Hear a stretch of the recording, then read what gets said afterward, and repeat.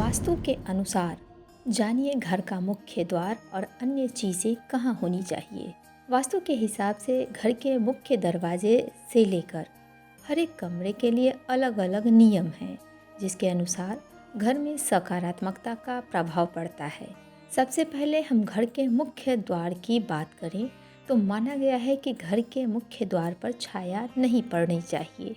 साथ ही मुख्य दरवाजे के अगल बगल में कोई पेड़ अथवा पोल न रहे। इतना ही नहीं, मुख्य दरवाजे से लगने वाली सीढ़ियों की संख्या भी विषम होनी चाहिए।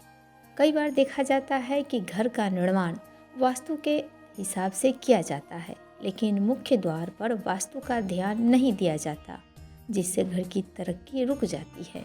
तो आइए जानते हैं सबसे पहले कि मुख्य द्वार के लिए वास्तु के हिसाब से क्या नियम है।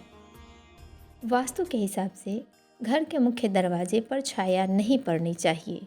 मुख्य दरवाजे से लगने वाली सीढ़ियों की संख्या भी विषम होनी चाहिए, जैसे 3, 5, 7 आदि। गृह प्रवेश के मुख्य दरवाजे के अनुपात में उसकी चौड़ाई आधी रखनी चाहिए। अगर मुख्य द्वार की लंबाई 10 फीट है तो दरवाजे की चौड़ाई 5 फीट ही रखनी चाहिए। घर की दिशा में ही मेन गेट होना चाहिए। कभी भी विपरीत दिशा में दरवाजे नहीं रखना चाहिए, क्योंकि इससे घर में सकारात्मक ऊर्जा का संचरण नहीं होता है। मेन गेट घर के अन्य सभी कमरों के दरवाजे से ऊंची होनी चाहिए। मुख्य द्वार उत्तर दिशा में रखने से धन का आगमन होता है। मुख्य द्वार पूर्व की दिशा में रखने से घर में शांति बनी रहती है, जबकि पश्चिम दिशा में मुख्य द्वार रहने से सौभाग्य में वृद्धि होती है। वास्तु के अनुसार एक आदर्श मकान का सिर्फ मुख्य द्वार ही पूर्व या उत्तर दिशा में होना चाहिए।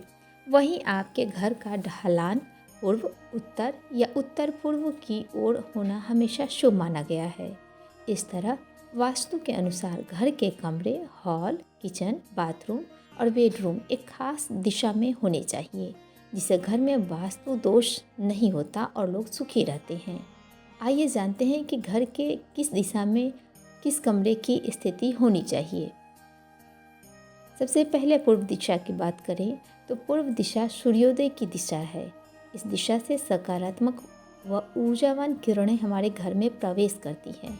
यदि घर का मुख्य द्वार इस दिशा में है तो बहुत अच्छा है, खिड़की भी रखा जा सकता है। घर के पश्चिम दिशा में रसोई घर या टॉयलेट होना चाहिए। रसोई घर और टॉयलेट आसपास न हो, इसका भी ध्यान रखना चाहिए। उत्तर दिशा में घर के सबसे ज़्यादा खिड़की और दरवाजे होने चाहिए। घर की बालकनी व वॉश बेसिन भी इसी दिशा में होनी चाहिए।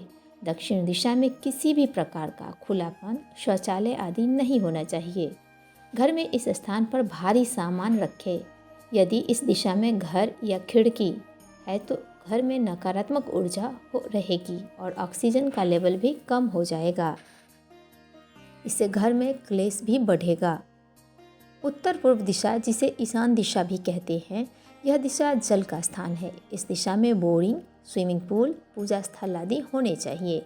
इस दिशा में मेन गेट का होना बहुत ही अच्छा माना जाता है।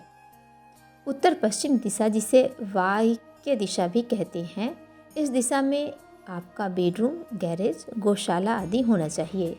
उत्तर पूर्व दिशा, जिसे घर का आग्नेय कोण भी कहते हैं, यह अग्नि तत्व की दिशा है। इस दिशा में गैस, बॉयलर, ट्रांसफार्मर आदि होने चाहिए।